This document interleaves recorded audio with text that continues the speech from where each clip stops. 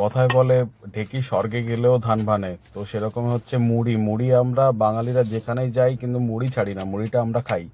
তো সকালবেলা আজকে স্ন্যাক্সটা আমার একটুখানি স্পাইসি খাওয়ার ইচ্ছা হয়েছিল, তো আমি মোটামুটি সকালে আমার ভেজানো থাকে, সেটা হচ্ছে ছোলা আর বাদাম, সেটা সিদ্ধ করে নিয়েছিলাম হালকা, খুব বেশি না, স্ম্যাশ হবে না, তো হালকা কাঁচা ভাবটা চলে যাবে সেরকম সিদ্ধ করে নিয়েছি। নিয়ে তার সাথে ধনেপাতা, পেঁয়াজ, তারপরে শসা, এগুলো মিক্সড করেছি। মিক্স করে বিট নুন দিয়ে হালকা কাঁচা পেঁয়াজ দিয়েছি আর হালকা লঙ্কাও দিয়েছি, একটু ঝাল ঝাল হবে।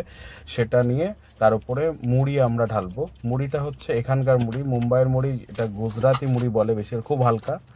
এই একটা চানাচুর, চানাচুরটা কলকাতার চানাচুর, চানাচুর ছাড়া মুড়ি মানে ভাবা যায় না সেরকম, সেই চানাচুরটা নিয়েছি। তার সাথে আমি একটুখানি ঝুড়ি বাজে, এখানে কেউ বলে একদম লাইলন ঝুড়ি, যেটা একদম পাতলা, যেটা সেটা মিক্স করেছি।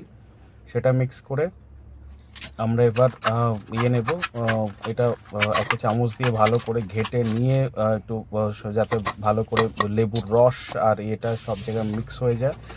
নুনটা মিক্স হওয়ার পরে আমি এবার মুড়িটা আমি কড়াইতে দিয়েছি গরম করার জন্য, সেই গরম করে মচমচে হয়ে গেছে, সেই মুড়িগুলো আমি এখানে দিচ্ছি। দেখুন মুড়িগুলো বেশ বড় বড় আর হালকা একদম, মানে লাইট। তার মানে যে এটা কার্বোহাইড্রেট খুব কম তা নয়, কিন্তু কার্বোহাইড্রেটের এটা একই রকম আছে।